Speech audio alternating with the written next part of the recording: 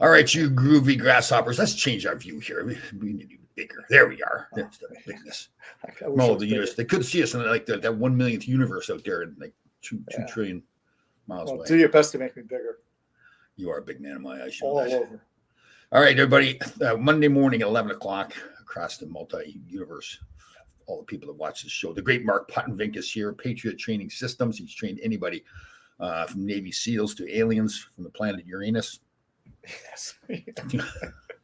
That's always a crappy workout. Oh God. You know, I'd like to find out like where do all these names come from? Like who invented Uranus? Like the name Uranus. I think you said, okay, that planet right there is Uranus. It's probably Latin. Oh, okay. Yeah. Okay, well, let's go a step further. What's Latin people? Where did they get those names? From Uranus. Oh, Ronnie Jameson. I mean, you wonder how language in general can end. I mean, like you got to get 100 people to agree that this is a bottle. Right. Everybody else is their own. Whatever. Yeah, seriously. I'm sure it's been researched. I just haven't. I got to look that up. Yeah. Look it up. William Haynes, another magical veteran from Chicago, conductor. My son, William, my son went to the Yankee White Sox game the other night in New York. Oh, yeah. And the White Sox aren't doing very well, right? Terrible. Yeah, it's easy getting tickets for that. Yeah, that's probably why you're right. All right, let's go after the Rangers. So we were at the viewing party. Ron Greshner and I went down together, so we had some stuff to do before the game. Great, it was great there. You know, it was really cool because they only charged $10 to get in. So a lot of people that normally couldn't go to the Garden were able to get in at that price. So it's cool seeing. Saw the great Keith Morano there and his family, beautiful family. Yeah, he's a good man, Keith. Good morning, Susan. All right, so we went early, and then we had something to do during the first period, and then we left right after so we could get home, watch the third period. And it was 3-1, and coming home something. They're dead. It's flat, right? They're not just losing; they're just playing flat. And then, man, Kreider's like, God, talking about being a hero. Oh man. Yeah, and I was kind of moaning about that guy's doing nothing. And then, he was interviewed after the game. Him and Trocheck were together, and they asked him. Somebody said that you asked Kreider this. They said, "Did you say you had one?" In 2 periods, like predicting you were going to score. And he was really being humble. He was trying to avoid the question. And you tell Trocheck's looking at him, and finally he goes, he did. You know, it was very cool the way he said it because he stuck up for himself. But I like Kreider. He was very humble about the whole thing. But man. Yeah, he appears, I don't know him, never met him, but he appears to be a very humble guy because he was interviewed by one of the female reporters right after the game, and he was like, basically he was saying, did you watch what happened? Yeah. That's what happened. Kind of thing. That's why I love Daryl Sutter. What do you? Your teams win too. Well, we scored 3. They scored 2. Yeah, his interviews are fantastic. Yeah. So heavy throwing T-shirts too. I told you, like, about 4 or 5 years ago, they had me throwing T-shirts. I was up high in the stands, and the stands, as you know, goes up in the slants. So you got to not just throw it high. You got to get it high and hard to get it going. So the first time I threw a T-shirt, they're fairly hard. Hit a woman right between the eyes. There you go. Oh God. If you tried to, you couldn't do it. Oh, I know exactly. And the girl that was with me said, keep throwing. So I threw all the T-shirts that we had, and then the woman, all she wanted, this woman, was a T-shirt. I didn't have any left. So not only did I hit her in the forehead, no T-shirt. Didn't they give you that pneumatic gun? We did that on the ice. That was pretty cool. That was fun. Yeah. Well, they had the big one, like it sits on a stand and everything too. So it's pretty cool. It's like a machine gun. Yeah. Of course, they say, well, just don't press it all at once. And so, of course, I had to push it all at once. So it's 5 seconds, they're all gone. Well, man. So, do we dress Rempe for the first game? I do. Well, this is a great question. So this is a different team, right? Florida's a lot more. They got that Kachuk and who was the other? Bennett. Both agreed to get. Bennett, but they're not going to fight Rempe. But I guess he kind of. How do you look at that? I mean, do you think they're going to draw him into penalties? What are you thinking? I look at it from the Rangers stand. It's the Garden. He brings a lot of energy. The crowd's going to go wild when he gets on the ice. Yeah. And everybody, I just think everybody plays bigger when he's out there. Yeah, true. I Good really point. do. And they do need to play big against this team because I think this team will try to intimidate them a little bit. So and no knock on Brzezinski. Yeah. But you're not going to win the cup because of him. Yeah. Yeah. Florida's a good team. Listen, I think Carolina was as good a team. So William Haynes has got Rangers in 6. See, I think. Yeah, I can see that too. Yeah, all close games. But I said that before about the Carolina series, and they had that one game. And Roslovic's doing a whole bunch of nothing. Yeah. No, I like the idea of Rempe. Yeah, put some snarl in him. Yeah. Yeah, I would if it were up to me, of course it's not, it never would be, but I'd scratch Roslovic, pump Brzezinski if you're going to play him on that line. Right. So you could do just as much or more. Sure. And then dress Rempe. Yeah. Oh, hope Trouba gets going a little bit. I like Trouba's game. He was a little off though against Carolina. A little bit. Yeah. We'll get it back. So it's a big. Too good. So I won't mention any names at all, but there's like a big turmoil of tickets for the alumni getting in. I would imagine. Well, everybody's showing up. Yeah, I want tickets. So our girl Jackie, she's been very smart. She's limiting. They have one comp, and then you can buy the rest of them, and they're going expensive. So let's return to last week. We were talking about Arizona going to Utah. So now if you have 17 wives, Jackie, I'm going to need 17 tickets for what? My family. How big's your family? No, it's just my wives. Good point by you. I like that. Good point. Yes. Yes, you got to think this through here. Yeah, definitely. Well, I want to come back to that subject. I just want to see here. Oh, Heedle, is he back? I would think he's probably. I don't know, but my guess is no. So somebody was saying, was I listening to Boomer this morning? I thought he said, but this was his opinion, that Wheeler and Heedle were both healthy again. But Wheeler is. Wheeler definitely is. And he hasn't played in a while, though, right? He hasn't played in a long time. He's not the fastest guy on the ice. So, yeah. But he's good in a room, right? I guess. I don't know. Yeah. Let me see here. Susan, her opinion, Razo was a huge factor in Game 6. He's been solid. His speed is factor. Oh. Okay. No, that's fine. I'm not disagreeing. Yeah. I mean, this is just Susan, I tend to be a little bit maybe overcritical. Yeah, especially the team that you watch all the time. It's really easy to pick apart the mistakes, right? Sure. You get frustrated a little bit. Yeah. I mean, he's got a high skill set. I mean, the guy can skate. He can really, he can cycle down low. He can do a lot of good things. And then there's Bob Broski in net for Florida. He's kind of hit and miss, right? He can be fantastic. And man, that one save that Shesterkin made late in the game right after face-off. Remember that save? Oh, God, man. Well, I mean, let's face it. Without him. Yeah. Oh, totally. Yeah. And it's going to have to be the same way. This will be a fun series because it'll be scrappy, especially if a game gets out of hand a little bit. Yeah, because I think we were talking last week where Montgomery, the coach for Boston, let his guy Pasternak go and fight Kachuk. Why? That's really dumb. Yeah. Really dumb. Then he was doing this whole diving thing on the bench, Montgomery, the coach. And it's like, I'm not a big fan. Yeah, I know. He's got a bit of a history. Yeah, no kidding. And then he's the guy, he's one of those guys too. And Sheldon Keefe did this too, like in the press interviews, going, it was on me, it was my fault, So in other words, it's saying, okay, I'm so important in the game. Exactly. Right. Yeah. So if we win, it's because of me, but if we lose, it's because of me as well. Yeah. So Berube, Toronto, I think that's, So they officially hired him, right? I believe that's the case. Okay. Okay. It's been interesting to show a bunch of clips from pregame interview from in the locker room and showing his comparison to Sheldon Keefe. Sheldon Keefe is like, okay, boys, go out there and have fun. And then Berube's like, F this and F that, and we're going to have to win. Well, that's why I don't think you give up on Marner yet. My way of thinking, Marner's the kind of guy that's going to respond better to Berube because he's challenging him. He said, you're better, whereas, okay, let's have fun out here. No, it's not about having fun. It's about going out there and slapping the piss out of people and winning hockey games. Well, Berube certainly changed the locker room in St. Louis there when he took over there in last place and then won the cup. So, I mean, he's going to really look down the bench. I think he's going to be, oh, shit. Yeah. Because he's the chief. Yeah, I hope. I mean, both Marner and Matthews. See, I'm the guy. I listen to all the Toronto radio stations. They're saying, "Well, you can't trade Matthews. It just doesn't work." Man, I'd trade one of those guys. But maybe you're right. Maybe wait and see what happens with. Well, that's what I would do. I would see how they respond to Berube. I'd give it a half a season or so. Yeah. So the goalie from Hartford got called up. I don't know why Susan will know that. I think at this time of the year, there's no limit to what your roster size is. Right. Yeah, that is correct. Yeah, they're probably using him in practice to get the other guys up. Yeah, good point. Yeah, so they can go back and forth. Obviously, Hartford's not that far away, so they can go back and forth. Because Hartford's done the playoffs, I believe, right? No. That I don't know. I think they are. I'm pretty sure they won there first. Probably are if they had to call them up. Let's see here. Honestly, I think the Chiefs will not be successful. Ooh, in Toronto, not okay. I wonder why. Why is that, William? Because the other guy in the mix was either Berube or who's the other guy that's available right now? Like Gallant. Gallant was available. Yeah, Gallant. Was it? I think, and somebody correct me if I'm wrong because I'm all about it, but I think the game's kind of escaped Gallant a little bit. Do you really? Wow, interesting. Yeah. Huh. Yeah, he's definitely got his own unique style of coaching, right? He leaves a lot more up to the players. It's such a young league now, Tom. Yeah. You know what I mean? It's so young, it's so fast. It's a different game. And you're more the manager. When you're the coach, you're managing because you got so many coaches and the egos and everything and the money. It's hard. You can't be walking in the locker room and screaming and yelling at a player. No. Go do something, they'll Don't turn hear it it. on. But when you do, then they'll know. Oh, boy. And again, it depends who it's coming from. You know. Yeah. It's how it's and there's always those private talks too, like to explain where he's coming from. Like you have private meetings with the players. Then when you're ripping into them in the locker room, or at least discipline in the locker room, they understand what your attempt is too. So, let me see. We had the chief.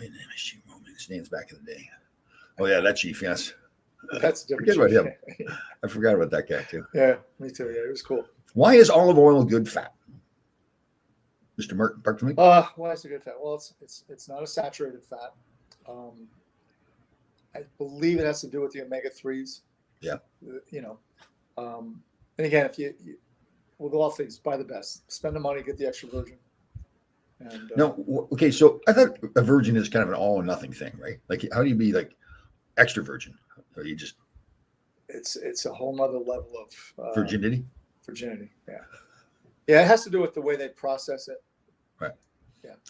How they extract the oil out of it. Yeah. You're a sick man. Well, But that's okay. why So in our terms, a virgin is obviously a woman or a man who has not had sexual relations yet. But then how is a oil a virgin? never got greased. So, yeah, like, Oh goodness. What was it? I was in the Costco a couple of years ago and had like some soap. It was like 50% virgin. I said, okay, isn't it all or nothing? Like, you cut the bar in half. so one half virgin, the other is tramp. Oh It goodness. depends where you've been. Yeah. Let me see here what Ron Jameson's asking us here. Let's see how's it going? Well, no knock on Scotty Bowman. Yeah. But When you're that going, team had a couple good players on it. whew, man. Yeah. Well, that's the thing, right? You're in Montreal and you're coaching what, like they had 10 Hall of Famers on the team. Yeah, I You're think gonna there win. were 11 guys won Stanley Cups on that team. Right. And then you go to Detroit and you had the same thing. You had great players. Now, what happened in St. Louis? What happened in Buffalo? Not too good. Yeah. Like Dave Mooney tells the story of his Buffalo. At one point during the game, Scotty was so upset. He was on all fours behind the bench, down on all fours, like pounding his fists on the floor like he was a little baby. That doesn't pay. It doesn't paint a very good picture. Yeah, I know. Yeah, I think Mark would agree with this. Coaches can be good. Coaches get too much credit when they win and get too much blame when they lose. They're a part of the team. But I think in that case, like with Montreal, he was really good at managing personalities. Yep. Because there was a lot of, you probably know, I'm sure you do. There was guys, like anything else, there's guys that don't get along with each other, but still have to play together. Yep. Yeah. Let me see here. Barry's done some research here. Olive oil is considered extra virgin if it has free fatty acid levels of. Okay. I see. Basically, every olive oil starts with acidity level of 0, and then the acidity rises with. I see. Wow. Nice. Okay. Yeah, I think, Barry, it has to do also with the color of the bottle, the way the Yes. sunlight affects it. Green bottle, brown bottle. Yeah. I read that. It was pretty interesting. Yeah. Will there be a late last sighting in the games? As of now, I am not attending a game. Again, a lot of people contacting wanting tickets, and so I forward them the information what's going to cost them, and also they disappear. So I can't even imagine what the tickets are worth right now. yeah, the first level for the we can buy. I think this is a little bit of a discount too. Let's see here. Let me see. An old girlfriend contacted me, wanted tickets for her son. I don't know how we feel about that. What color is her bottle? What's that? What color is her bottle? There's no virginity there. Delta Club Premium, one ticket, $1,540. So you get into the Delta Club really. So, but Club Blue for $945. Club Center, so I guess this is Delta Club, $875. Club $770. 100 level lower corners, $650 to $720. 100 level corners, $550 to $585. 100 level, $480. 200 level, $435. Oh, jeez. Well, you know what? I guess the way you might want to look at that is if you can do it, you realize what it's going to cost. But it's a life experience. My cousin Brendan took his son Kieran to the game that went into overtime. Like, was it two overtimes at the Garden? Yes, he was in the second. Yeah. And before he went, we were just going, "Oh man, this is costing me a ton of money." the next day he said, "Well, it was worth it every Yeah. cent." You know what? A Because- guy from the gym went with his wife, and he said the same thing I said. How was he? He said it was life changing. Yeah. It was a life experience for it. But between him and his son were there together, Yeah. so it's kind of cool. Yeah. I could see. I mean, if you can do it, you can do it. Yeah, it is good. It is worth it. Yeah, it's fantastic. There's nothing like the experience. Garden. Isn't it true? A playoff game, especially too. Again, watching coming to our old games, the noise, even on the It's YouTube crazy. videos, you kind of forgot what it's like. Yeah, fun stuff. Susan's giving me a hard time. I am not responsible for any losses on the road. Please do not go for. In fact, there was 2 years ago. I was in Pittsburgh when they won on the road. All right, Susan. I saw the great Susan there at the MSG viewing party. I got a buddy of mine. He grew up until he was like 12 or 13 in Oakland, California. Right. Then he moved to my hometown, Oakland, New Jersey. So he's only lived in Oakland. Right. Oh, okay. Yeah. But anyway, so when he was here, he became a Ranger fan, right? Blah, blah, Right. blah. And it was 79 and all those great years. Right. Slapping the Islanders. And then he moved back to LA. He's been there he's still there now. But anyhow, every time he wears a Ranger jersey, they lose. Oh. I said, listen, Yeah. I'll text him when they lose. You had the jersey on, didn't you? What did I tell you? What did I tell you? That's funny. Yeah. Very funny. There's a lot of traditions like that, right? I might get the projector. Oh, I'll get the smart TV out back. Yep. Watch the game outside next night. Cool. Yeah. I've got a gas fire pit my son and his wife have given me, so I'll utilize that. Yeah. Easy. Nice and cozy. Yeah, nice and cozy out back there. Yeah. It's like summer all of a sudden. Yeah. All of a sudden it turns, it'll turn probably snow again soon. Yeah. William Contradidiac. How are you doing there, brother? Haven't seen you that much lately. What else is going on in the world? Okay, so Israel and Palestine are still going back and forth. There's still fighting going on, correct? Yeah. Okay. But now all of a sudden there's no more protests at schools. Well, because school's done. Excellent point. Please. So the thing is, the leaders or the people that are really orchestrating all this, they were questioning, what are you going to do when the kids are out? Well, we're going to take it to the suburbs. Oh, really? Oh. Yeah, I there's think it's gonna work out there was some stuff here in Greenwich a little while ago. Last week they were protesting on Greenwich Avenue. But aren't a lot of those people that are protesting paid too? Like they're paid by wealthy people? Yeah. Oh, yeah, for sure. It's very organized. I mean, if you look at the student protests, all the tents were the same. And, Yeah. I mean, when you were in college, could you go out and buy a $700 tent, Tom? No. Yeah. I still can't do it now. I know. Protesting. And you're blocking other kids from going to school and stuff. Yeah. Yeah. Here's the thing. I mean, Mark Wells died. I did not hear that. oh yeah. Oh. Barry had posted that yesterday, actually. Oh. He'd had some problems. Didn't he have some mental health I believe he issues? did have some mental Right. health issues. Yeah, as well. Yeah. And you wonder if Imagine what those guys went through, right? Like that high of winning the gold medal and all the adulation and everything, and then as life goes on, it's just because there were only a handful of guys that Christian Morrow, Bob Brook, wasn't he on that team? No, he was on the 84 team. Him and that's James right, Patrick, Yep. Ramsey, the fenceman, Right. You had a guy on the Rangers too. You played with Clanahan. Bill Clanahan. Yeah. Bill Clanahan. Yeah, she's right. There was like And of 5 or course, 6 guys. Mark Pavlich. Yeah. Yeah. For the rest of those guys, they just kind of faded off in the College distance, kids. right? It's a when you really think about that whole story, Yeah. it's incredible. Oh, unbelievable. Really incredible. Yeah. Yeah. Like And- there's a certain amount of luck involved, but still the preparation that everybody put into it, players, coaches. Yeah, and it just because they came here and they spanked everybody here on that little tour they did. Yeah. I often wondered, I didn't get a chance to ask her, why did they play the game? What was the advantage of playing the game right before the Olympics when they got beat up at Madison Square Garden? The psychological. Maybe he just psychological. Well, with her, you probably Yeah. you know better than I, but I think there was some psychology. But I also think it was a chance to show his guys what you're up against. Right. But tell them, listen, it's one game. Yeah. It's one game. We're not going to play them 80 games. We're going to Right. beat them once. Right. Totally. Yeah, I guess my fear would be you run the risk of them losing their confidence and saying, well, we just can't beat these guys, right? I'm sure there was part of that, which makes it almost like, so when you get ahead in the game, wow, we can do this. Yeah, that's true. If that makes sense to you. Yeah. Yeah. Because they sure looked like they were fired up. They thought they could beat anybody. Oh, Didn't they? Poor Wells had to sell his gold medal. He sold it for $40,000 Yeah. and pushing by. Sold for $3. Oh God. Oh, that's sad. Yeah, Isn't that terrible, man? Yeah, really sad. Not only that you had to sell it, but somebody else made $260,000 on it. Yeah, I don't want to point fingers, but you would think one of the 3-letter organizations would have stepped in to help the kid. Yeah. You know? Yeah, that's a tough one. like we went through that. Mark, when we talked to the public, Barry Beck really was open that nobody was helping Mark Pavlich, and I tried to say to him, there's so many people that help so many other players, but it's all done privately, right? It's not done publicly.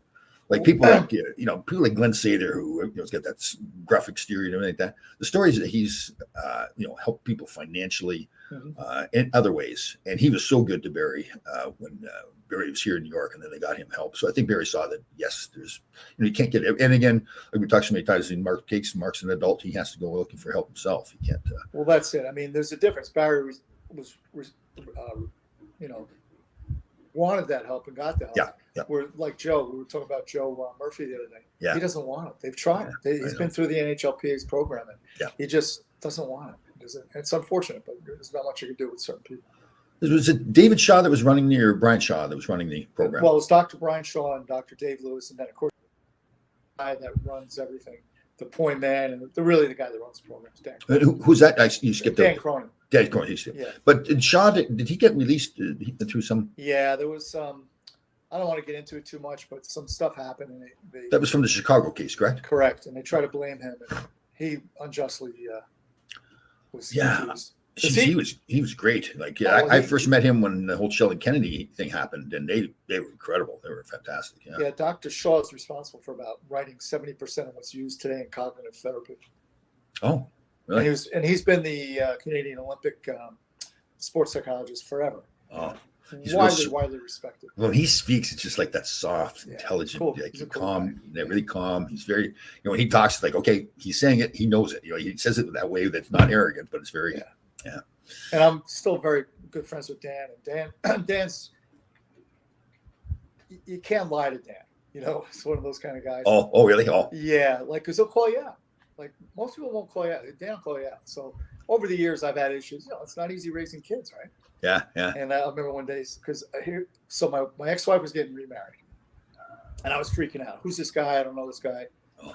And so I called Dan, and like he says to me, give him a chance. Yeah. Give him a chance. Yeah. And it turned out to couldn't be a better stepfather. I did a similar thing when I was, so my first wife, she was previously married. So her ex, my stepson's father, we had problems with him. And we went and saw a therapist or somebody.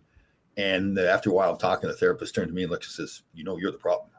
And said it in the very same way. It was like, oh God, like when somebody points it out to you, you realize, I guess I am. Yeah, it's like, again, it's me. Yeah. So Saturday night, I get done with dinner. I put the TV on, and you know how you can scroll through like Amazon, looking at the different movies. Beth just sits there, goes, no, maybe. And then the movie, The Seven Psychopaths came up. She goes, Mark and his friends. No, maybe. That's very funny. That's good. Oh, she's quick. That's very good. Yes. Guys, I have 2 boys in the military, 31, 21. Did not know that. 2 daughters who graduated University of Illinois. They can't sit in the same room for 10 minutes. Yeah, that might be a tough go. Isn't it something how you have like 2, 3 kids, whatever it is, raised by the same parents, the same way? Personalities are just absolutely. Oh yeah, totally my two sons could not be any further apart in their personalities. Yeah. And Yeah, same here. My sons get along, but they're just totally different people. I think they just acknowledge that they're different people. And, well, that's okay. That's what you want. Yeah. Both, and same as your son's, very independent. And yeah. God, I see them sometimes. Like, oh God, I guess I knew. You know how like you reach that point, you realize, he's on his own. So Sean had he was probably, I think it was 15 or 16, and he broke his nose sparring on Monday. Oh. I had him in with a professional fighter. Sean was at that level already, but we didn't know it was broken. It's called the non-displaced fracture, where the triangle is just floating, but it's still straight. Oh yeah. So then he went to spar Wednesday, a kid his age, and the kid hit him with a little baby right hand, and Sean was rolling under, and now his nose literally was in his ear. So I don't know what to do. I take the rag, I put it on his face, and he just was like, I kind of looked at it. I went, all right. So we run him over to the ENT doctor, happened to be in, and he takes out this butter knife, Tom. It looks like this. It wasn't a butter knife, but what he's going to do is just put it in there and yank it back over. Right? Ooh. So he goes, what's he have to on? I said, well, he's in high school. He goes, because I'd rather do this. I'd like to sedate him in my other, like my outpatient. So I go, what's the pain level? 1 to 10. He goes, about 30. So Sean just sits there and goes, and he went to swear, Yeah. he was just do it, and so we did it. Oh, Yeah. So that's when he started to say, like, you know what, I got this. Relax. Yeah. I'm not sure if Ira is asking a serious question here or something that a jab towards me. No, they do not have an empathy. Yeah. It was interesting. One of my clients, when I was representing, had a long-term girlfriend, total sweetheart, and things were. He wanted to move on. But he wanted to do everything the right way. So he went. But I think he was kind of doubting too. Like, okay, should I get rid of this woman? She's fantastic. And I guess he's wondering, okay, will I find another woman? And I think it was Shaw said to him that there's for every man in the world, I guess same thing for women. There's like 1,500 women around the world that are perfect matches for you. That is pretty. How do you know that? Like, since I hit about 1430. I haven't found any of them yet. No, go ahead. Well, it's got nothing to do with me. I'm perfect. So yeah, it's no reflection upon us. Yeah. Incredibly, I met therapists who weren't nice people. How can people be influenced by this type of person? Yeah, I know that. That thing always worried me about therapists. Like, do they really want to cure you? Because now they're removing that profit center right there. If they cure you, there's not going to make any money off you anymore. Yeah. Well, I don't know. I guess that could be part of it. Yeah, I hate to be like that, but that's. But just a lot of people need help, so you'll always be busy. Yeah. How many times? Oh God, I guess it'd have to be 15, 20 times, something like that. Near the end there, where you're playing, it breaks so easy. Then you just put your thumbs on either side there, just squeeze it back together. Yeah, it's basically what that doctor did with that butter knife. He just put it in and yanked it over. You know what he did do, which was weird? Like usually they give you some Novocaine. Yeah. But that burns because it's acid. Sure. So what he did first was he gave a shot of basically soda water, which is a base, and it neutralized. Then when he put the other shot in, he didn't get that burning sensation. Oh, very cool. Yeah, it's pretty cool. Great shirt. Our veteran says there. Yeah, William, I was very fortunate to coach up at West Point Boxing for a little bit. So I kind of, and it's funny too, because that when I first went in there, I had to call Bill Brown right away because everywhere you looked, all you see is beat Navy. Oh. Yeah. So we know Bill Brown is our friend and a retired Navy SEAL. Real good friends with Mark. Yeah. So I had to break Bill's chops a little bit. Yeah. There. I felt so he's in the book that Goggins, You Can't Hurt Me. There's a whole chapter devoted to him. Yeah. So chapter 4 in You Can't Hurt Me for David Goggins, it's about Bill because they went through buds together. Does he actually name him in the book? Oh yeah. Oh, he did. Okay, I missed that. Yeah.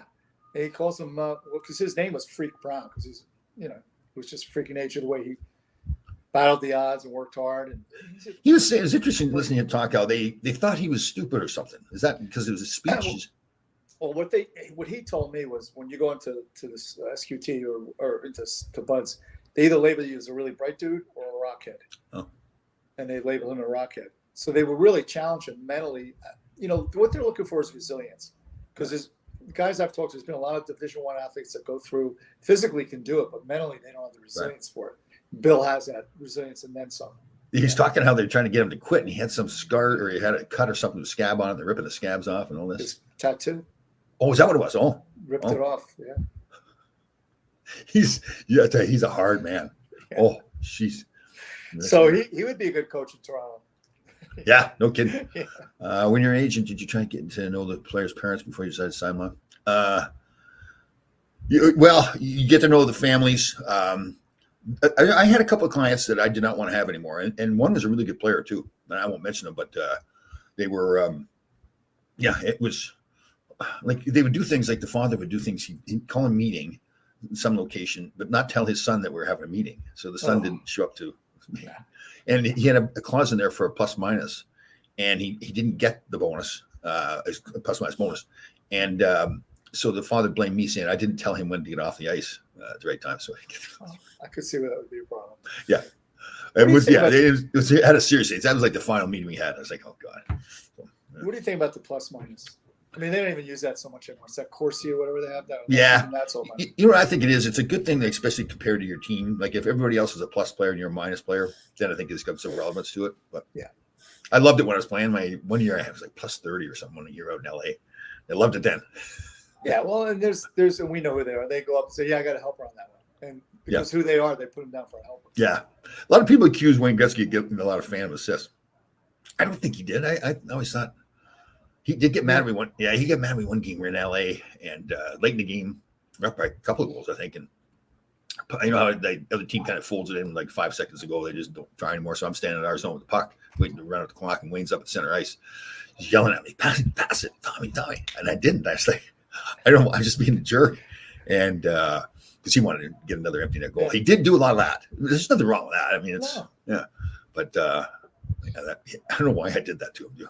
He came to me later, and I guess he was embarrassed the way he handled it because he apologized to me. I said, Wayne, I don't know why I handled it that way either. It's stupid. So did you see, not off topic, but did you see what happened to the golfer on Yes. Oh, yes.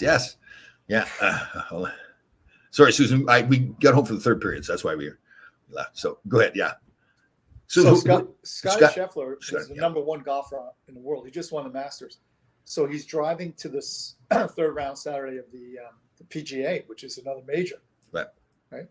And I guess there had been a fatality, a bus accident, and it was right by I guess where you pull into the clubhouse. Right. And, you know, everybody's waving and stopping cars, but, you know, he should have been let through.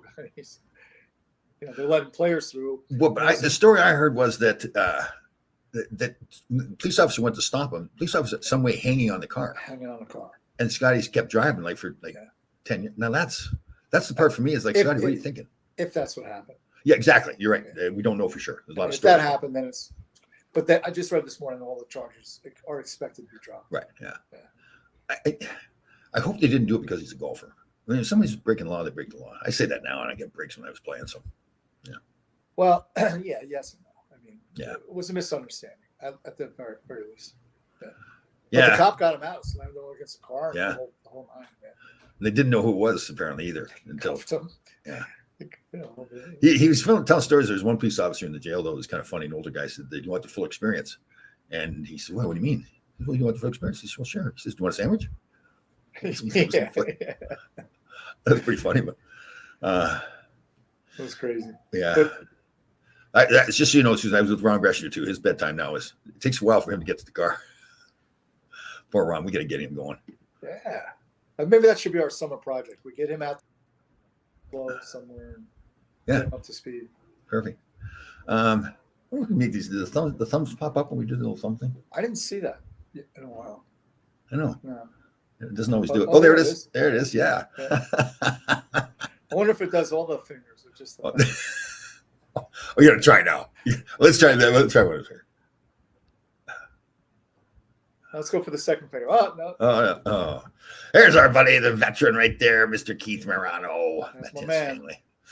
Yeah, there he is. Beautiful family. Daughters, gorgeous young girls. Good job, Danny. You got a pretty wife. Blessed dude.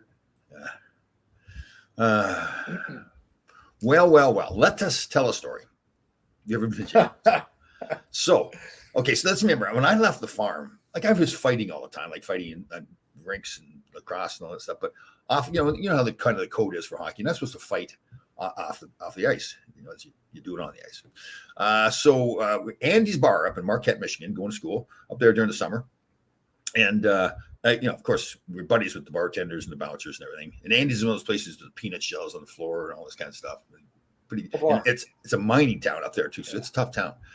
So these four guys come in or try to get in. They're drunk. So the bouncer is a pretty tough guy. Won't let him in. And I'm standing there talking to him. So he says no. So they call him outside. So I can't let him go by himself. I have to go with him. And he's kicking it. You know what? A couple of them. And I'm cheering him on.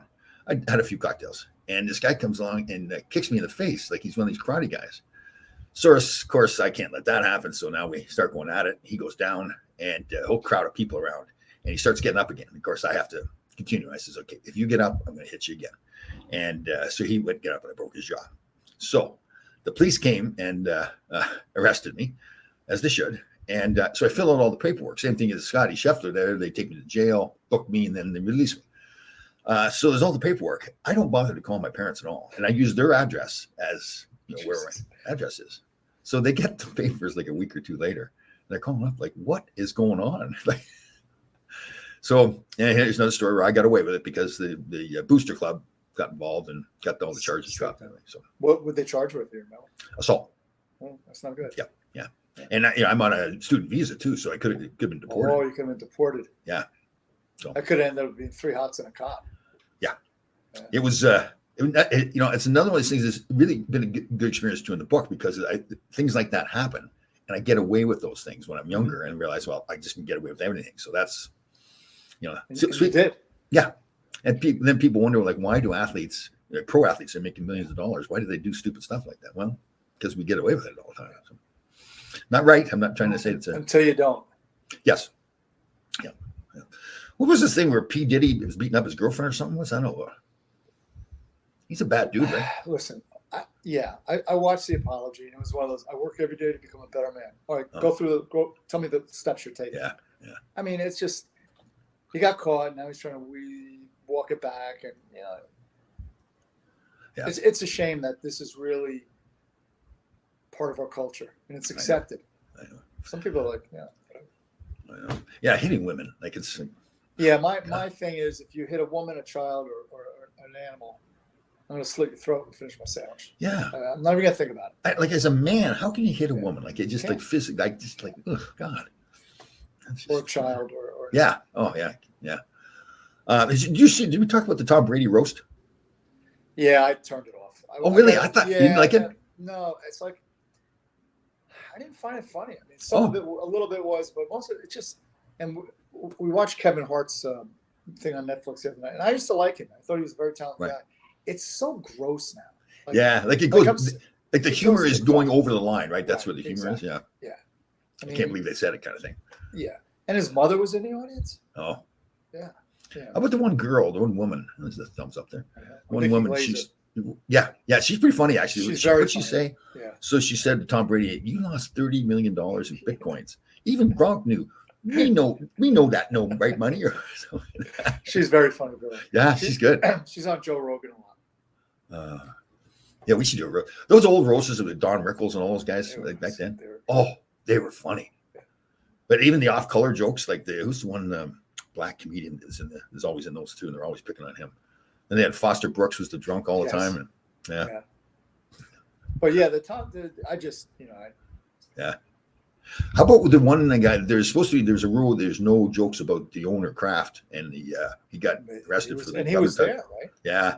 And the one guy started the joke, and then Brady stepped in and told him no more. Right? Well, that was a big crime. What, they arrested the dude? I know. He paid like, I remember reading, he paid $160 for rubbing a tug. Like, the guy owns a football team, for God's sake. Yeah, well, you got to question his reasoning too. Yeah. Oh God. When's the Tom Laidlaw roast? That'd be funny. Oh man, we'd love to do that. That'd be good. Well, maybe we should do that. So we got a good friend of mine, Steve Mazzelli. He and his family own Gotham Comedy Club down the city and Levity Live over in the mall near you. Yeah. And we're gonna we got to get going on. Put a show on there. We did it once before for a hockey program, and he brought in some comedians. They were funny. This is the large Jewish community there, right? So they're raising money for the hockey. So there was one Jewish comedian got up. Let me get this straight. We're raising money for Jewish kids playing hockey, and he's Jewish, so they're pretty funny. They're very good, very good. Yeah, pick a charity. You should do it. Yeah, they who was it? Darren McCarty's a comedian, I guess now. Is that right? Yeah. They say he's pretty good. Yeah. Who's the other? Remember Jerry Gillis played a little bit with the Rangers. Yeah. Somebody announced it here, and I looked it up. He's a stunt man in Hollywood. Really? Yeah, I want to try to get him on our show. Yeah, he was a great guy too. He was a real good team player. He was a left winger, right? Yep. How do you get into the stunt business? That's pretty cool. Like you do something like that. So there's a woman I've known for years. She was the #1 stunt woman in Hollywood for years. Oh, really? She grew up in Montana on a horse farm, so she was really athletic. And she remember Tobe Hooper. He was the director of all those Cannonball. Okay. She was married to him. Oh, well. Yeah. We'll be sure to see the rest of the PGA Pro that happened. We can still check the felony solved. Police officer when he was on his way. Yeah, we just covered that where we both read that all the charges either have been dropped or going to be dropped. They're going to be dropped. Yeah, I'd love to do a roast. That'd be fantastic. We need to have Tracy be the MC for that roast. Yeah. There's an idea. Yeah. Yeah, that'd be good. Get the Mike Keenan and Ted Sater in there and roast them too. Yeah, Ted. Your favorite coach. Yeah, somebody said Ted Sater's got into politics or something now too. Man, what's going on in Canada? Jesus. Oh, I know. God, the Trudeau. Wow. Yeah. I hear from Nathan all the time. And he's I don't know what to do. Yeah. Should I leave? Should I come move to the United States? Not much better here, buddy. I know. God. Well, it's still interesting to hear people, and everybody does their own thing, especially with politics. I'm not telling people what to do and not to do. I'm just a firm believer and I hate saying this, our vote doesn't mean anything. It's all big money that run the country. It's all an illusion. Yeah. Did we cover this? We had the big fire on the highway 95 a couple weeks ago. The bridge was up 2 days later. Yeah, and it was right underneath the bridge. Miraculously, there's hundreds of miles of road, but a 30-yard span is where the truck stops and catches fire. And it's 3:30 in the morning. Nobody got hurt. You have this massive accident. Just like that that ship hitting the bridge. It's a little fishy, that story. Isn't that true? Yeah, just all of a sudden it's going on the bridge and it happens to ram right into the.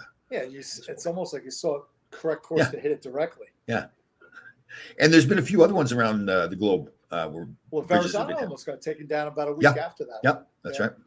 Well, yeah, I hate that, Tom. I can't. That bridge is like, I don't do well with bridges. Which one?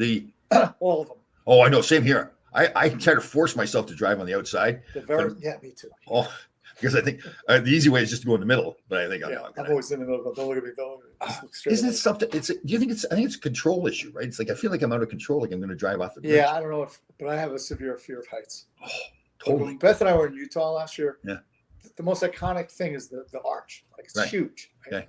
But to get there, you got to go out. You got to go up this pretty significant kind of incline. I mean, you're way up there, and you're over this 3,000-foot drop. Oh God, no! And when you look at a picture of the arch, the people are like this big. Oh, I made it to like maybe 200 yards. Right. And I was like, "You got to go on your own from here, Beth, with the group." Yeah, I just had to sit there and stare at the ground. Isn't it unbelievable? Yeah, I was freaking out, man. I was like, wow. This is not cool. Well, my Costco at Portchester, it's got 2 levels. So there's one of those escalators going up, but it's not a walking escalator. It's just a treadmill kind of thing going up. Yeah. And they've got glass on each side, but it's get to the top. You got to hold on to your cart, and it's all psychological. Because when I was a kid, I was roofing, right? We did in the summer. And the first course, if you're doing a re-roof, so you put a roof over an older roof and you got the gutter there, I was fine. Like, I don't know why. Mentally, I felt safe. If it was a new roof that just had tar paper down, and I had to walk down, there's no gutter up, I was freaking out. Is that right? But nothing changed. It was all here. My last house I lived in was a 2-story house. So I'd get up on the ladder, go clean the rain gutters. And particularly at the back, it was like one of those ranch, I think they call it, whatever it is. And at the back, so it's a full 2 floors. So I get up on top, and it feels like I'm about a mile up in the air. Yeah. But I get down and I look at the ladders. See, this is why I believe there's a God, because he made me short because he knew I had a fear of heights. Is that what it is? Okay. Yeah. Oh, I see. So if you're taller, you'd be more afraid. Freaking out. Yeah. Oh God. When my boys were small, we had the motorhome. We were driving around. We go to Niagara Falls and all these water parks and all this. So at the water parks, as you know, you got to walk up, a couple of stories, then go down the slides and everything. Because I can't let them know that I'm scared to death. So we're going up and down and up and down, and I'm just like, oh God, I'm freaking out. I actually got better with it because I think I did it so much. I was out in California. I was a kid, and we were up in the Sierra Nevadas at elevation. So my buddy's birthday, we went to this lake, and anyhow, driving back, it's like one of those things. There's no guardrail, and it's like straight down. Right. My buddy Rick's going, I can't believe I drank the whole bottle of vodka. I'm like, oh, let me out of the car right now. Let me out. Yeah. Okay, great question by the great William Haynes. Players are all across the league paid in U.S. dollars. It did not used to be that way. Some of the guys that played in Canada, again, the Canadian dollar was actually worth more. How many years ago? I don't know, it was worth more. So, yes. Well, that's one of the reasons a lot of people think any Canadian team is going to really struggle to make it to the cup final, because guys don't want to play there because of the taxes.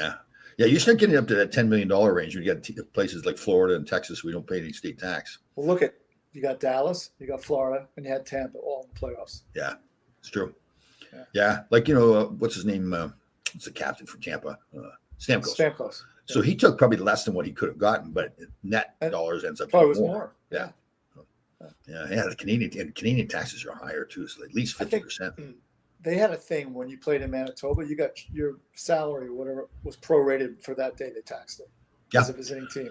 They did that. I don't know if it's still going on like that, but that was going on a lot with cities and for states. That for every day, they call them duty days, but you didn't have to pay double tax. You got a credit from your home state tax. Correct. Yeah. If you got the duty days. Yeah. It was money. Jeez.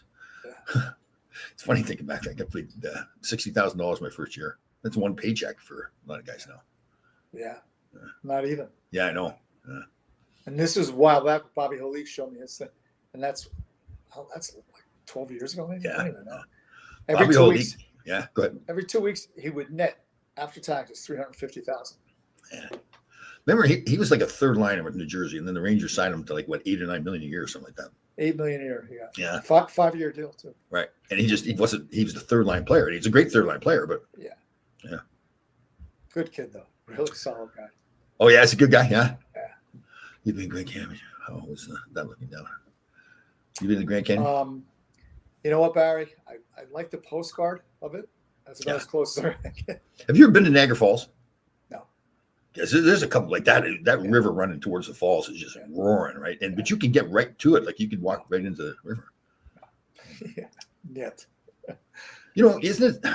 I'm pessimist here, but you get on the train here, like Metro North. There's so many places on the train where people drive their car right onto the tracks if they wanted to. There's no barriers at all. You get some psycho that wants to knock the train off. Well, I mean, if you really analyze our fears, right? Yeah. We have no problem driving directly at another vehicle, only 6 feet away from us, head on all day long. Yeah. Yeah, so the chances of me falling off of Niagara Falls are a little less. Yeah, I know. But isn't it true that it's just that fear? Yeah, you're right. That's a good point. All the things we do that are dangerous. Yeah. But then, Well, we all live. Well, I don't know about everybody, but if you have gas heated home, you're essentially sitting in a bomb that could go off anytime. Yeah. Right. Yeah. Let me see here. Okay. Oh, there's another question that Danny had here. Please don't play Quebec because they don't want to raise their kids there. No, I mean the French-speaking guys would have no problem with that. And there's English schools too. So in Montreal, there's a lot of English. Yeah. Randy played there. Oh, you know Randy. Randy Belichick. Yeah. Yeah. There's our buddy off to work there. Thank you, sir. Have a fantastic day. Have a great day, Wayne. Let me see here. Whatever, our buddy. Yep. Beth ran a half marathon yesterday. I went with her. I drove her up, and I've never been to one. I was able to see her go by at the halfway point. Then I went to the finish line because they have pacers. So like if you know whoever you're watching, if you know their time. Mm-hmm. So there's a guy that runs with a stick with a sign on it. It'll say like 2-hour pace, whatever. Anyhow, the point is, I'm at the finish line, and you would think everybody would be like a runner's body. There are people that I didn't think they could even go from the car to the front door, right? And they completed it. It's really pretty impressive. Yeah. She came in second. Nice. Good job, Beth. In her age group, yeah. Nice. Yeah. Did you ask her why she didn't get first? I pounded her. I said, I don't live with losers. I'm sorry. I got a feeling she'd give it back to you pretty quick. Yeah, I wouldn't even dare. I came in second to a shovel and beauty contest once. So. To a shovel and beauty. Oh, do you say things sometimes and I have to go, what? Oh, man. How many years were you with the Rangers? Just the 1 year. Yeah. Did you enjoy that year? Yes and no. Oh. Love the job. I didn't like the fact it was tough because my kids were little and they were like 8 and 10. I never saw the kids, and there was a lot of conflict there going on with that. Yeah. The trainers, tell you all pro sports, but I know the hockey, man, during the season, they're gone a lot. Well, for me, the summer, I was just as busy, if not busier, because I got all the kids coming. Yeah, people don't realize that all the stuff that trainers do, like moving the equipment, like the NHL players don't touch their equipment. They'll put it in the bag, maybe, and that's what it is. Yeah. So, as you know, when you get into a town, it could be 2:00 in the morning. They're going to the hotel. You're going to the arena.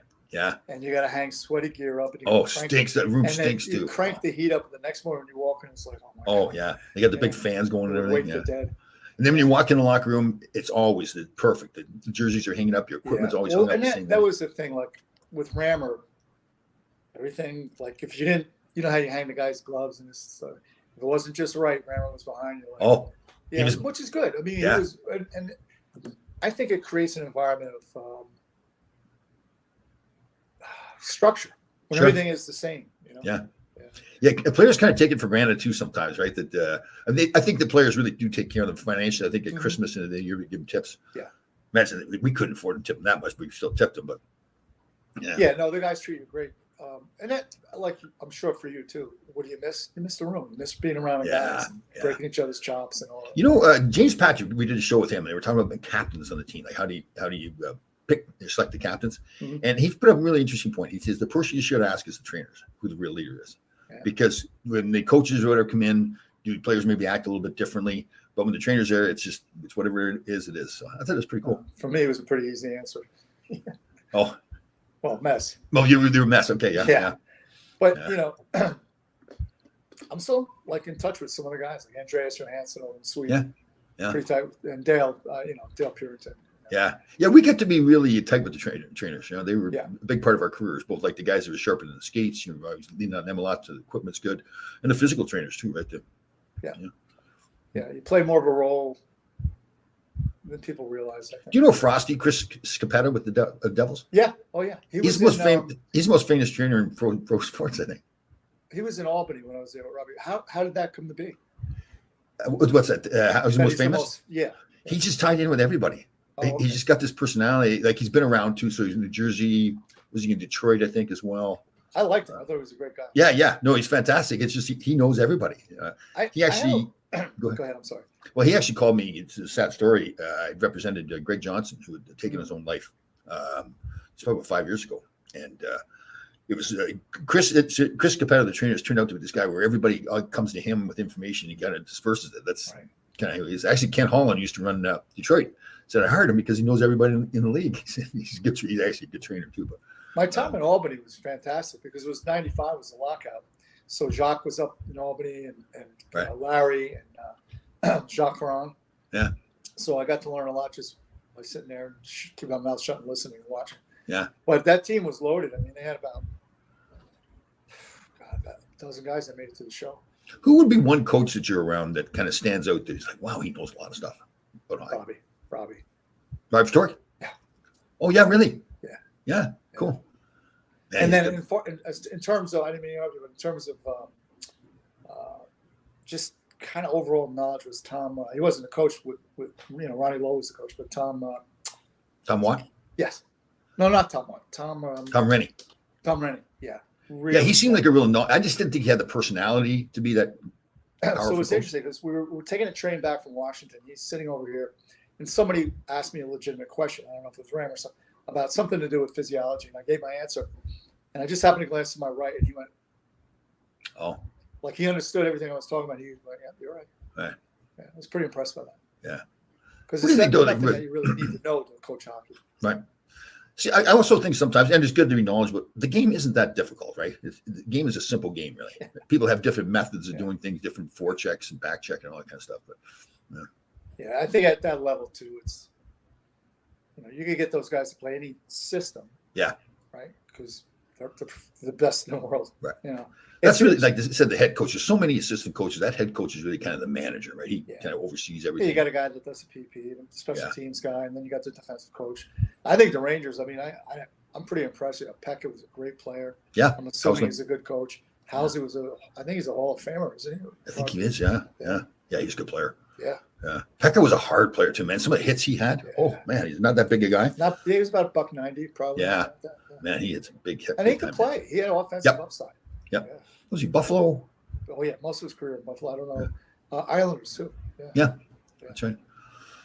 Oh my goodness, Brock Besser's he out for the remainder of the playoffs? Is he? Oh, I didn't know that. Is Edmonton done with their series with Winnipeg? Or that's 3-3 tonight. I think. Tonight. I think tonight's Yeah, game. I think you're right too. Yeah. Let's check on that. That's good. It's interesting that there's two. Well, they're making a liar out of it. There's two Canadian teams right there. Yeah. Let's see here. No game scheduled, so it's Monday. Yep, Okay. Game 7 tonight. Yeah, that should be a good one. Yeah, and that's in Vancouver too. If I can stay awake. Yeah, I won't be staying away from that. Yeah. So I guess it's somewhat of a shame too that you got like two teams, like Canadian teams, are playing right away, so somebody's going to be out. Yeah, that's true. What about Edmonton? So it's going to be. So you got McDavid and Draisaitl, two of the best players, if not the two best players in the league. Some would argue that. And if they don't make it to the finals again, they've never been to the finals, right? No. Man. That kid is so good. They're both tremendous players. Yeah. Yeah. That'd be a shame, right? I think the goal. Who's the goaltender? Yeah, that's been the issue. That's Skinner. The issue, yeah. Skinner, I think it is. Yeah. But that's the thing. Like, you see a draft, you'll draft a goalie, but how do you know we're goaltenders, right? You don't. I think that's that's such a specialized thing that only the goaltending people understand. Yeah. Yeah, because you think about it, like what was Henrik Lundqvist? He was a later round pick, wasn't he? Seventh round. Yeah. So if everybody knew he was going to be Henrik Lundqvist, like somebody say, well, that's a great draft. Well, it's not a great draft. It's a lucky draft. Yeah. And how many guys, too, just came in as kids to replace somebody hurt, like Patrick Waugh, Mark Brodeur. Yeah. And that was it. That's the guy, Hall of Fame players. Well, we had Eddie Belfour on. He was a fantastic story. I didn't realize him. Yeah. He never was drafted at all. Like, and he determined he was going to go play in Chicago. Didn't care who else was there. Dominic Hasek was already there at the time. He said, nope, I'm going to go play. He's an interesting guy. Yeah, he is. Yeah, I was really impressed. I'd heard all the bad stories, right? He's got into stuff from trouble, drinking, and all that stuff. And we'd had that charity game we played in Dallas, and Craig Ludwig, we were on a panel. I was on the panel, and Craig Ludwig was it Craig Ludwig? Yeah. Yeah. The Montreal defenseman. Yeah. So he was, so he got to Belfour. Belfour had opened up a liquor store, a liquor producing, he was making whiskey or something like that. Mm-hmm. And Craig says to Belfour, do we think this is a good idea? And Belfour was funny. He says, nah, I like to drink. Yeah. Oh, God, it was funny. Don Maloney, did he draft Lundqvist? Good. Don Maloney. Yeah. He's a very impressive guy. I'm surprised he wasn't really in the running for the GM job in Calgary there. He's been an assistant GM for a while now, ever since he ran. I enjoyed my time. He was a good guy. I like he is a good guy. Yeah, yes. really. We roomed together for a while. Yeah. Got some good stories. But I've heard a few. Yeah. Florida. Oh, God. He was, women loved him too. He's a very handsome guy. Yeah. Very, he was funny. He had a run in with Ted Sater too. He wasn't getting played much. He came up in Quebec, and Ted Sater comes in and he's going to bench somebody else. He goes, "Okay, you're sitting down. You're going to play well. Donnie, you're going to go and take a spot." And Don's giving it the old, like, "Oh my God, thank you." Like he's like faking it, like he's like, have a heart attack or whatever. But Sater didn't know he was faking it. And he said, no, you've earned it. And Don's going, "Oh, thank you. This was just, we were dying laughing. It was funny. I could see him doing it too. Yeah. And Don's not usually like that. That's why he's even more funny, right? He's usually a pretty serious guy. It's funny watching him and Dave, like they've got both the same, him and his brother Dave. If something goes wrong, particularly if they make a bad play themselves, the stick is just wow, right on the ice, they're breaking sticks. There was a good article in the Post yesterday. They interviewed Dave about the series and also about him being the youngest captain. And all that kind of stuff. Yeah. I really respect Dave a lot. Yeah. He, to be that youngest captain, and we were awful too. Like again, he made the mistake of renting his apartment to Chris Katsopoulos and myself. Jesus. I think we left without paying the electrical bill or something. I can't remember what it was, and he did that stupid stuff. It wasn't. We were trying to cheat him, and they just were idiots. We didn't know. What we were doing. Kids.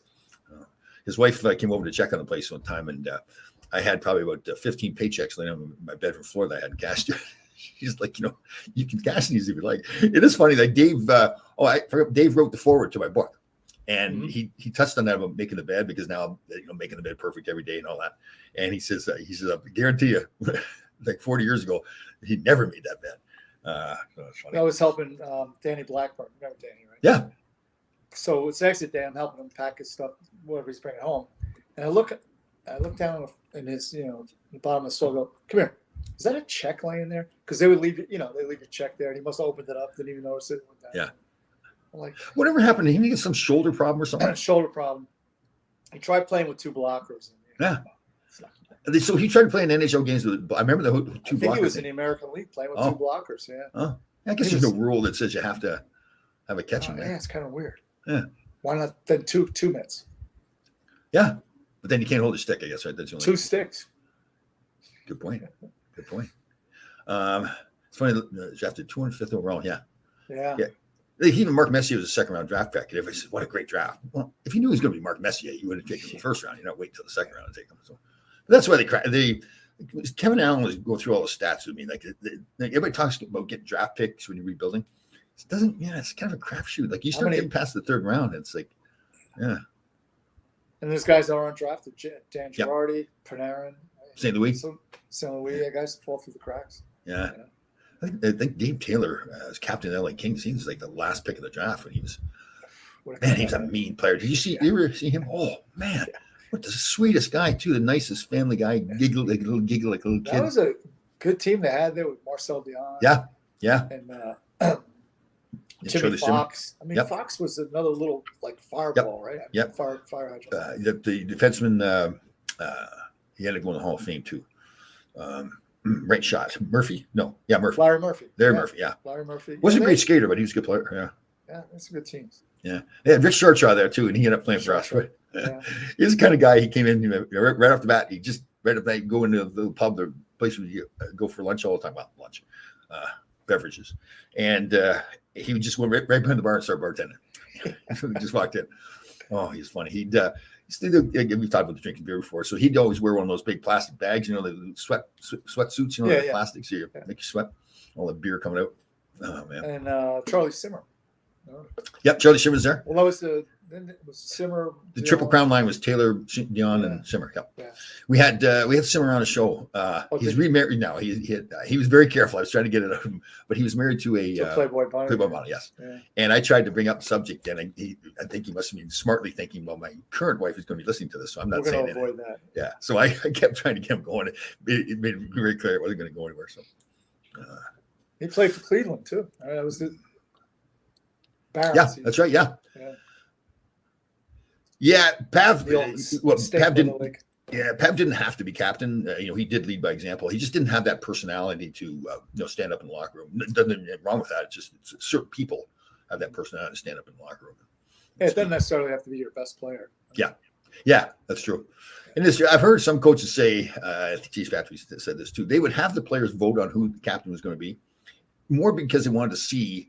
They didn't say that. Okay, we're going to pick the guy that you guys pick. We're going to have input as well. Let me see. Boss was no idea didn't get picked sooner. The Rangers, yeah, that's the thing, right? When teams don't pick a guy like that, they go, "Why did they take it?" Well, because they didn't know he was going to be Mike Bossy. Right? All right, we lost you again. We lost you. No, yeah. All right, everybody. So we'll get close. We have some minutes, an hour here, anyways. Great to see everybody again. 988 hotline for suicide prevention and mental health. The shoulder check movement. Make sure we're helping each other out. And Mark's got laryngitis right now, so he can't talk. So, all right, brother. We'll see you next week. See you, everybody. See you on Thursday.